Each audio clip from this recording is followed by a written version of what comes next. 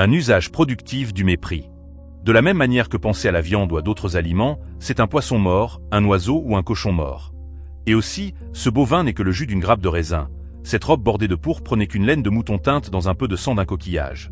Ou du sexe, qu'il ne s'agit que de frotter les parties intimes ensemble suivies d'une décharge spasmique, de la même manière nos impressions saisissent les événements réels et les imprègnent, afin de pouvoir les voir tels qu'ils sont vraiment.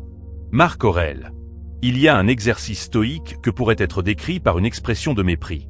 Les stoïciens utilisent presque un langage cynique afin de démanteler certaines parties d'une vie convoitée et chic.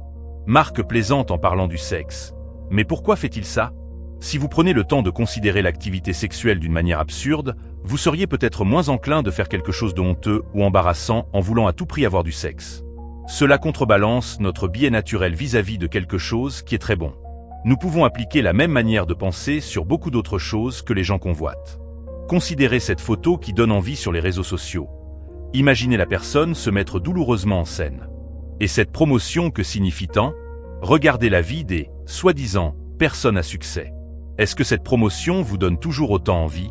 L'argent, dont nous voulons toujours plus et dont nous sommes réticents à nous séparer, considérez à quel point il est couvert de bactéries et de saletés. Cette personne magnifique que vous admirez de loin, souvenez-vous que si elle est seule, d'autres personnes l'ont rejetée à un moment. Il doit y avoir quelque chose de louche avec elle. Cet exercice ne vous transformera pas en cynique. Mais cela vous apportera une certaine objectivité tant nécessaire.